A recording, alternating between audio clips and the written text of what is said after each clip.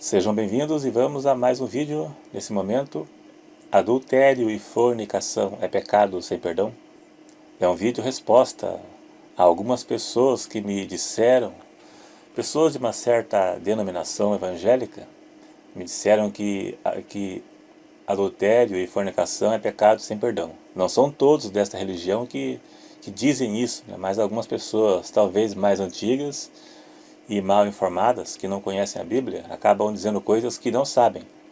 Antes, clique em gostei, que é importante para ajudar a divulgar o vídeo, e se inscreva, caso não seja inscrito, e ative o sininho.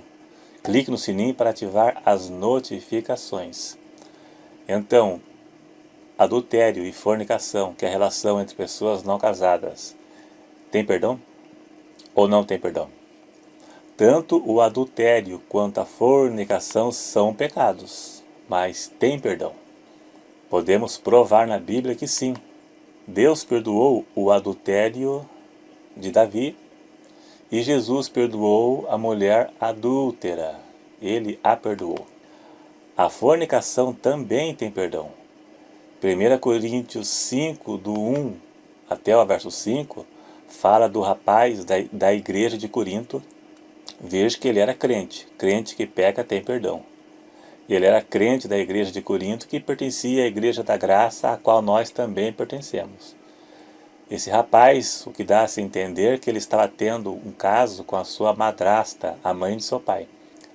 Daí Paulo disse: seja entregue a Satanás para a destruição da carne, no verso 5, para que o espírito seja salvo no dia do Senhor.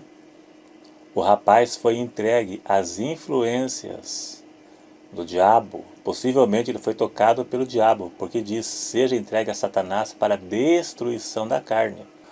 Possivelmente ele sofreu algum tipo de mal, até mesmo vindo da parte do diabo, para que pelo sofrimento fosse salvo no dia do Senhor, viesse a se arrepender e fosse salvo. Então ficou a chance de salvação para ele, que era um crente da igreja de Corinto, que pertencia à igreja ao tempo da graça, a mesma que nós pertencemos. Algumas pessoas já me disseram que tem passagens bíblicas onde diz que os adúlteros e fornicários serão condenados. Realmente tem. 1 Coríntios 6, verso 10, lá diz que os adúlteros não herdarão o reino de Deus. Apocalipse 21, e verso 8, diz que os fornicadores serão lançados no lago de fogo. As pessoas que têm relação com pessoas que não é seu cônjuge serão lançados no lago de fogo. Mas tem um porém.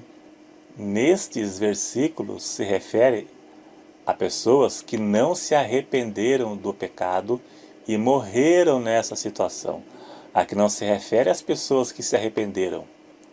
Se fosse assim, muitos outros também não serão salvos.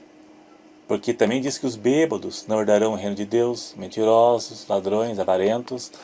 Vamos ler aqui, 1 Coríntios 6, verso 10. Nem os devassos, nem os idólatras, nem os adúlteros. E por que só os adúlteros que não herdarão o reino de Deus, que vão para o inferno? Sodomitas, que todo mundo sabe o que é. Efeminados, que todos sabem o que é, não precisa nem falar. Ladrões, avarentos, bêbados, maldizentes, ladrões, não herdarão o reino de Deus. Como é que ficaria? É uma questão de interpretação. São pessoas que não sabem interpretar a Bíblia, ou interpretam à luz de uma religião que também não sabe interpretar a Bíblia. Um cego guiando o outro. Jesus disse: se um cego guiar o outro, ambos cairão na cova. E é isso que acontece. Pense bem. Todas as pessoas, antes de se converterem, viviam na prática do pecado e cometia pecados citados na Bíblia. Então, um ladrão, quando se converte, não tem perdão? Um avarento, um bêbado, uma pessoa que andava bêbada ou drogada. Dentro de uma igreja, as pessoas que são genuinamente convertidas, não estou falando de pessoas falsas, pessoas genuinamente convertidas, lá tem ex-drogados, tem ex-bêbados, tem ex-adúlteros, pessoas que cometiam fornicação, drogados, mentirosos, trambiqueiro, tem de tudo. Todo mundo, quando viveu no pecado, fazia certos tipos de pecado que são citados na Bíblia. E por que só o adultério, que foi citado aqui como algo que vai ser condenado, são igrejas que não sabem interpretar a Bíblia. Por isso que eu sempre ajudo pessoas de certa igreja, que eu prefiro nem dizer o nome, mas muita gente sabe qual é, né, que pensa que estão condenados ao inferno, porque cometeram certos tipos de pecado. E eu, graças a Deus, consegui convencer muitas pessoas dessas que têm perdão sim. Algumas eu convenci, outras não sei o resultado final. Se adultério e fornicação fosse pecado sem perdão, então os outros também não teria, pois lugar nenhum da Bíblia diz que adultério e fornicação não tem perdão. E por que Deus perdoou Davi? E por que Jesus perdoou a mulher adúltera? E por que Paulo entregou o rapaz da igreja de Corinto, né, o fornicário lá, para sofrer nas mãos do diabo para que fosse salvo no dia do Senhor? Por quê? Não existe pecado específico, um pecado específico considerado sem perdão. Não existe na Bíblia como um pecado tal sem perdão.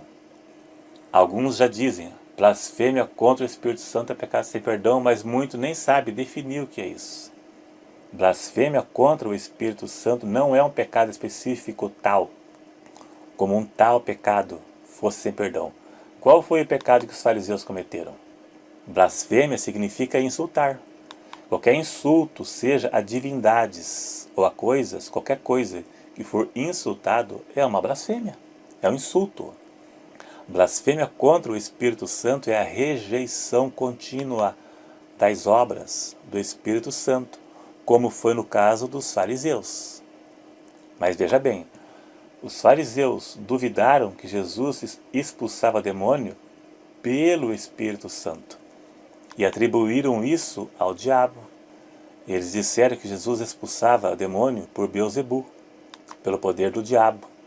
Alguém diz, então quem duvida de certas coisas que vemos por aí na televisão ou na internet? E se for de Deus, não significa também que não tenha mais perdão? Como no caso dos fariseus? A Bíblia manda duvidar. 1 João 4,1. Ela diz, não creiais em todo espírito, mas provai se os espíritos são de Deus. Duvidar do que vemos na televisão, ou se é de origem maligna, o diabo enganando alguém, ou se é combinado, não é pecado duvidar. A Bíblia manda duvidar. Provar se está em conformidade com a Bíblia. Nós cremos no poder de Deus, que Ele cura, que Ele liberta, mas nem tudo que vemos podemos crer que seja Deus. É bem diferente. E veja que no caso dos fariseus, foi contra o próprio Jesus em pessoa. Jesus ressuscitava mortos, cegos, mudos, curava. E não tem nada a ver, no caso de Jesus, com os supostos milagres que vemos na TV e na internet. Os fariseus perseguiram Jesus desde o princípio. E os milagres de Jesus eram reais e visíveis, seguido da verdadeira pregação do Evangelho. E não disso que vemos por aí, que nem é Evangelho nada. Que nem pregam o Evangelho, só pregam milagre com interesse próprio e financeiro. Então não podemos misturar as coisas. O Jesus não está aqui hoje. Embora seja possível blasfemar, claro, mas nem sempre podemos pegar o caso de Jesus com os fariseus para fazermos comparações, porque Jesus não está aqui, né? Não tem muito a ver. Os fariseus perseguiram Jesus desde o princípio. Veja que Jesus ressuscitou Lázaro e os fariseus queriam matá-lo, os religiosos queriam matá-lo, porque as pessoas iriam crer nele pelos milagres. Então eles não estavam preocupados se era de Deus ou se não era de Deus. Eram motivos religiosos. Jesus foi morto por motivos religiosos e políticos. E eles não estavam preocupados com a salvação. Então não tem nada a ver com isso que vemos por aí, que não se pode provar nem se é verdade ou não, ou se é de origem suspeita, certas coisas que vemos por aí.